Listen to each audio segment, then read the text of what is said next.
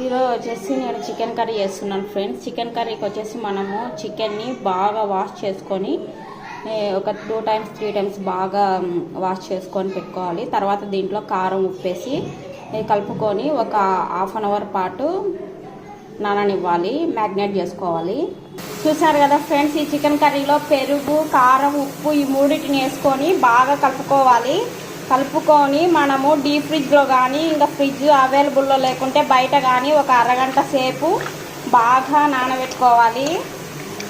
ఈ మసాలా అనేది ఉప్పు, కారం ఇవన్నీ ముక్కలకు బాగా పడి తినేటప్పుడు మనకు పులుసులోనే కాదు ఉప్పు కారం ఉండేది, ముక్కలకు కూడా ఉప్పు కారం అనేది బాగా పట్టి చాలా టేస్టీగా ఉంటుంది చికెను. మనం ఎంత వీలైతే అంతసేపు నానబెట్టుకుంటే అంత టేస్టీగా ఉంటుంది.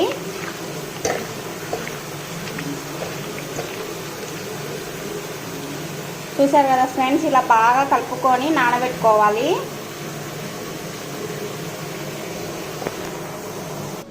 చూసారు కదా ఫ్రెండ్స్, ఇప్పుడు నేను అల్లం వెల్లుల్లి పేస్ట్ ఫ్రెష్గా మిక్సీకి పడుతున్నాను. ఎప్పుడైనా నేను ఫ్రెష్గానే అల్లం వెల్లుల్లి పేస్ట్ పట్టుకుంటాను. ఫస్ట్ వచ్చేసి మనం పెనం పెట్టుకొని ఈ చికెన్కి ఆయిల్ పోసుకోవాలి. ఫస్ట్ పచ్చిమిరపకాయలు వేసుకొని బాగా వేపుకోవాలి. బాగా వేగిన తర్వాత ఆనియన్స్ వేసుకోవాలి. ఆనియన్స్ వేగిన తర్వాత ఇందులో మనం అల్లం వెల్లుల్లి పేస్ట్ వేసుకోవాలి. ఫ్రెష్గా ఇప్పుడు దంచుకున్నాం కదా, అల్లం వెల్లుల్లి పేస్ట్ వేసుకోవాలి. చూసారు కదా అల్లం వెల్లుల్లి పేస్ట్, చికెన్ కర్రీ కాబట్టి కొద్దిగా అల్లం వెల్లుల్లి పేస్ట్ ఎంత ఎక్కువ పడితే అంత టేస్టీగా ఉంటుంది. ఇలా అల్లం వెల్లుల్లి పేస్ట్ వేసుకొని మనం బాగా వేసుకోవాలి, లైట్ గోల్డ్ కలర్ వచ్చినంత వరకు. చూసారు కదా, ఇలా బాగా వేగిన తర్వాత మనం చికెన్ యాడ్ చేసుకోవాలి. ముందుగా మ్యాగ్నేట్ చేసి పెట్టుకున్న చికెన్. చూసారు కదా ఫ్రెండ్స్, ఇలా చికెన్ వేసుకోవాలి. చికెన్ వేసుకున్న తర్వాత మనం పసుపు వేసుకోవాలి. పసుపు వేసుకొని బాగా కలుపుకోవాలి. మనం ఏ కూరలో అయినా ఖచ్చితంగా మనం పసుపు ఖచ్చితంగా వేసుకోవాలి. పసుపు వేసుకోవడం వల్ల మనకు మంచి ఔషధంగా యాంటీబయాటిక్గా ఉపయోగపడుతుంది. సో మనం ఖచ్చితంగా పసుపు వేసుకోవాలి.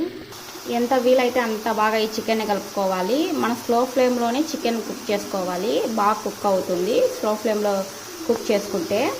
బాగా వేగిన తర్వాత మనము టమోటాలు యాడ్ చేసుకోవాలి. చికెన్ బాగా ఉడికిన తర్వాత మనం టమోటాలు యాడ్ చేసుకోవాలి. మనం ఈ చికెన్లో కొబ్బరి పొడి, ధనియాల పొడి, మిరియాల పొడి, జీలకర్ర పొడి అన్నీ వేసేసుకున్నాను. అన్నీ వేసేసుకొని ఒకసారి బాగా కలుపుకోవాలి. గరం మసాలా కూడా వేసుకొని బాగా కలుపుకొని తగినంత వాటర్ వేసుకొని ఉడికించుకోవాలి. ఇలా వాటర్ వేసుకొని తగినంత వాటర్ ఒకేసారి పోసుకోవాలి. మనం ఫస్ట్ కొన్ని వాటర్ వేసుకొని మళ్ళీ సరిపోకుంటే మళ్ళీ వేసుకుంటే టేస్ట్ అనేది బాగుండదు.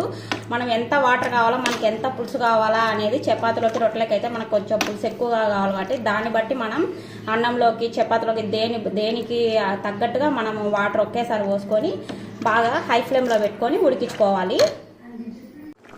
చూసారు కదా ఫ్రెండ్స్, ఎంతో టేస్టీగా ఉండే చికెన్ కర్రీ రెడీ అయిపోయింది. చూసారు కదా ఎంత కలర్ఫుల్గా ఉందో. ఈ వీడియో కనుక మీకు నచ్చినట్లయితే లైక్ చేయండి, షేర్ చేయండి, సబ్స్క్రైబ్ చేయండి, ఖచ్చితంగా కామెంట్ కూడా చేయండి.